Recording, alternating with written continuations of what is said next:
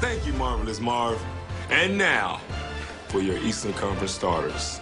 At point guard, from Chicago, Derek Fast Don't Lie Rose. Starting at two guard, from Robinson, Illinois, Dwayne Wade. The man who took his talents all the way to South Beach. LeBron James. Standing tall and talented, Amari Stoudemire. At center, the man in the middle.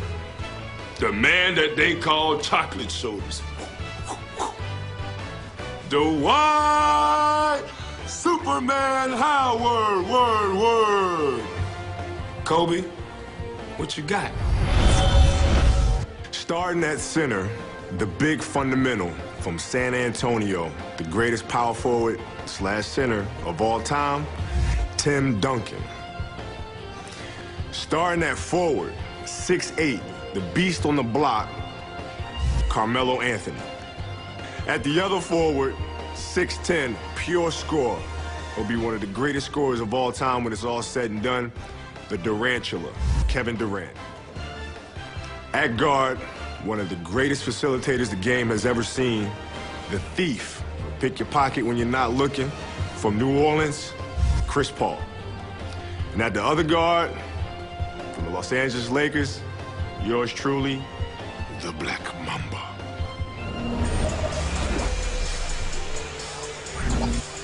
And Kobe Bryant in his 13th All-Star game, three-time All-Star game MVP.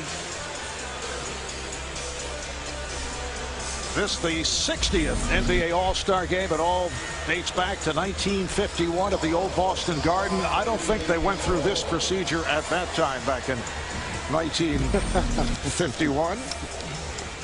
With the concept at that time originated and encouraged by Walter Brown, the original owner of the Celtics. A win for the East. Easy Ed Macaulay of the Celtics, the MVP.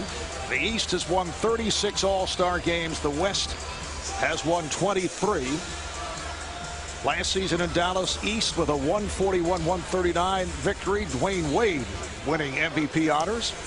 The officiating crew, Bob Delaney in his 24th season.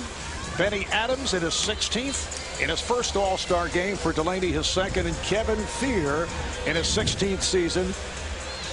Sparkling uniforms being shown by both East and West. I'm pretty sure Adidas made the uniforms. I'm just you think? I'm guessing. As well as the warm-ups, you think? Very form-fitting. A lot of three stripes out there. Yeah. It'll be Tim Duncan, who is in the starting lineup for the injured Yao Ming and Dwight Howard, and it's controlled by the East. Derrick Rose of the Chicago Bulls gets it to Amari Stoudemire of the New York Knicks. And here is LeBron James. Lead pass broken up. Stoudemire is right there. Interesting to see the matchup right off the bat. Stoudemire and Carmelo Anthony. These two could be teammates in the next couple of days if a trade does go through. Here you go, throwing things out there already. Here's Kevin Durant, who leads the NBA in scoring at 29 a game. Well, throughout this weekend, there has been much speculation regarding Carmelo Anthony. Dwight Howard taking that lead pass. I should say Amari Stoudemire taking that lead pass from LeBron James. Well, Chris Paul got caught in the switch and was trying to guard Amari Stoudemire. Nice job throwing the ball over top for the easy lay-in. Durant for three. And rebounded by Howard. I know, almost like his three-point competition shooting last night. Yeah. Only making having 6 points out of the 25 total ball shooting. Yeah, he really struggled, and sometimes guys in their first appearance in that contest can lose their rhythm a little bit. I think that's what happened to Durant. Chris Paul called for that foul. Three-point attempt from Howard. Well, very small lineup for the West when we look at the forwards. Anthony and Durant, really both small forwards, and yet one of them has to guard Amari Stoudemire, which is one of the reasons you've seen Stoudemire get 2 quick hoops here early.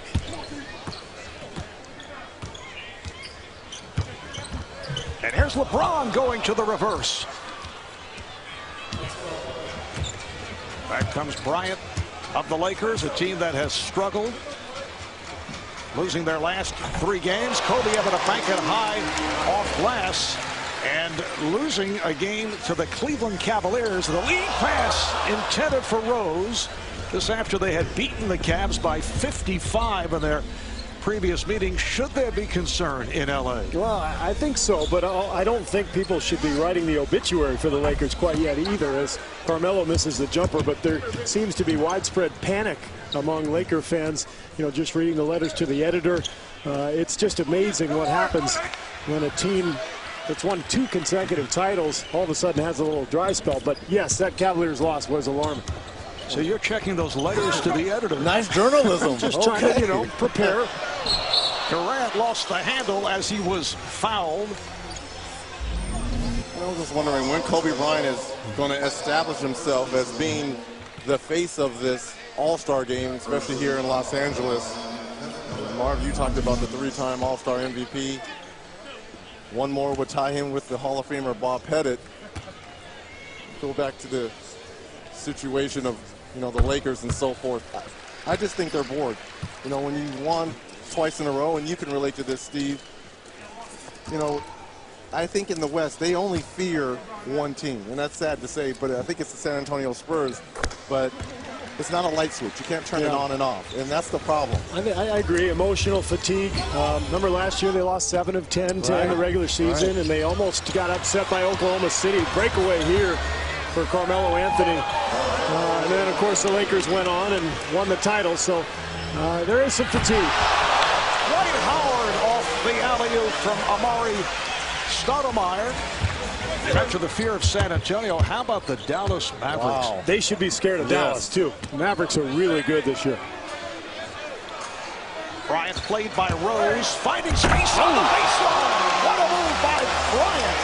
Somehow he was able to find the opening. Well, you know, people are saying Kobe's not 100% because of that knee surgery he had in the offseason, but on that elevation right there, former slam dunk competition winner. Wade for 3, and it's handled by Carmelo Anthony. Ball going behind the back. Rose able to stay with him. Chris Paul of the Hornets to Carmelo Anthony. A little scoop shot. The steal by Anthony. Then on a switch by Howard. And the ball was knocked out of bounds. I think he may have stepped on the line, but watch Kobe on the reverse. Yeah, Reggie, he doesn't look tired or hurt on that move. He must be pretty fired up to be playing here. And look at Dirk's reaction. And we're going to see a lot of that tonight. How about the play of Dirk Nowitzki as of late? Yeah, we saw him in Phoenix Thursday night. I think he shot 13 for 18. You know, he missed 9 games with that knee injury. And Dallas went 2-7 during that span. If not for that, and Greg Popovich told us this in our meeting before the game, if not for that, Dallas would be right there with the Spurs at the top of the Western Conference.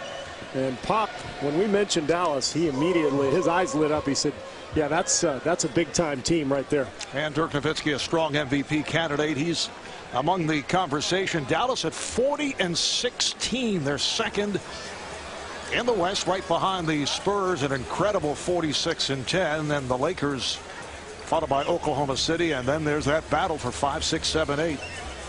Well, you talk about Dallas, you know, everyone thought, you know, you talk about writing the obituaries when Caron Butler went down.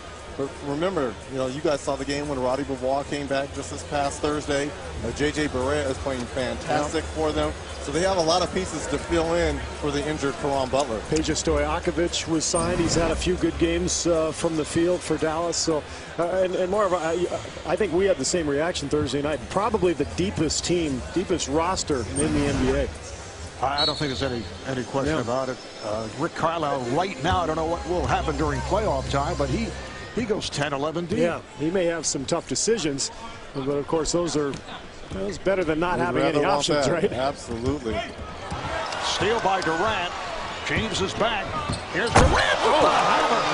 The tomahawk by Kevin Durant. James rejected by Duncan and fouled. So LeBron will go to the line. Well, Kevin Durant coming on the backside of Dwayne Wade with the steal right here in the open court because of his length, being able to finish in that size. You see the swipe there by LeBron James.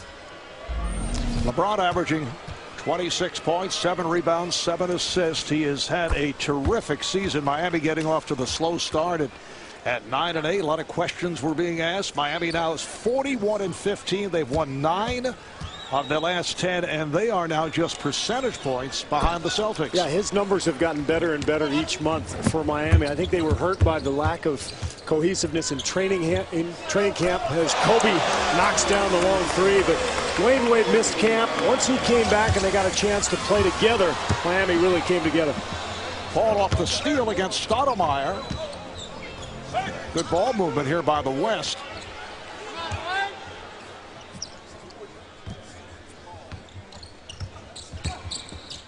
Paul gets it inside. Durant, yes.